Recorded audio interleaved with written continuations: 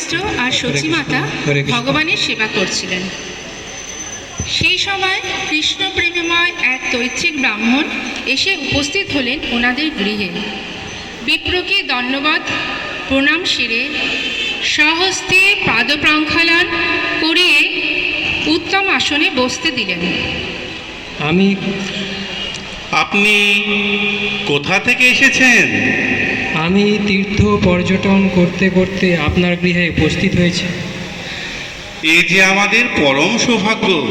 দয়া করে আমাদের সামান্য সেবাটুকু গ্রহণ করে কৃতার্থ করুন।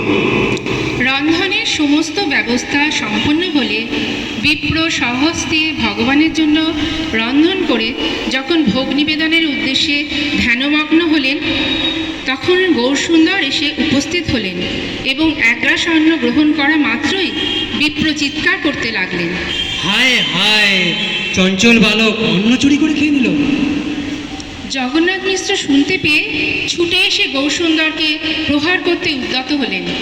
বিপ্র শিশুরূপ জ্ঞান করে তাকে বাধা দিলেন। ফল মূলাদি যা আছে তাই আহার করে নেব। দয়া করে আমাদের সবার অনুরোধে রেখে আর একবার রন্ধন করুন। বিপ্র রাজি হয়ে শুরু করলেন। শিশু নিমাইকে সচিমাতা নিয়ে গেলেন প্রতিবেশীর গৃহে, যাতে আর কোনো উৎপাত করতে না পারে নিমাই। নিমাই, তুমি ব্রাহ্মণের অন্ন খেলে কেন?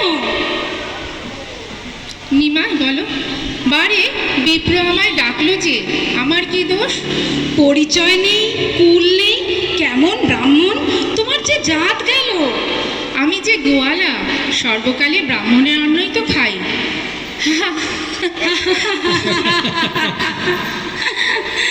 ওদিকে বিপ্র রন্ধন সেরে ভোগ নিবেদনের সময় উপস্থিত হলে আবারও সেই একই ঘটনা।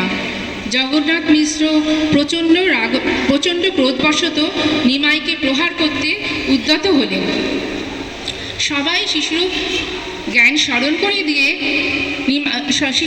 স্মরণ করিয়ে তাকে আটকে রাখলেন। যেদিন যেটা হবে সেটা কৃষ্ণেরই ইচ্ছা। আজ উনি অন্ন লেখেননি আমার জন্যে, শিশুর কি দোষ? অত্যন্ত মর্মাহত চিত্তে দাঁড়িয়ে রইলেন জগন্নাথ মিশ্র। সেই সময় বিশ্বরূপ এসে উপস্থিত।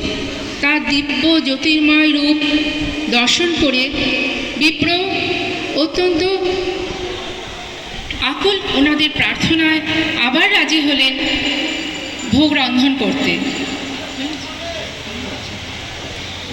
আবারও সেই একই ঘটনা। প্রাণনাথ গোপালের ধ্যানে তিনি মগ্ন হলেন। হায় হায়, সবাই নিদ্রায় মগ্ন, শিশু নিমাই আবারও উপস্থিত। তুমি যে বারবার মন্ত্র বলে আমায় ডেকে ডেকে আনছো, হৃদয় ভরে ডাকলে আমি কি না এসে থাকতে পারি? আমার কি দোষ? এই বলে শিশু নিমাই বিপ্রকে তার স্বরূপ দেখালেন। এই রূপ দর্শনে বিমোহিত হয়ে মূর্ছা গেলেন বিপ্র। জ্ঞান ফিরলেও পুনঃ পুনঃ মূর্ছা গেলেন তিনি। অশ্রুপূর্ণ নয়নে জাপটে ধরলেন প্রভুর চরণ। মহাপ্রভু বিপ্রকে তার পূর্বজন্মের কথা স্মরণ করিয়ে বুঝিয়ে দিলেন যে জন্মে জন্মে সে তারই দাস। হরি বল, হরি বল।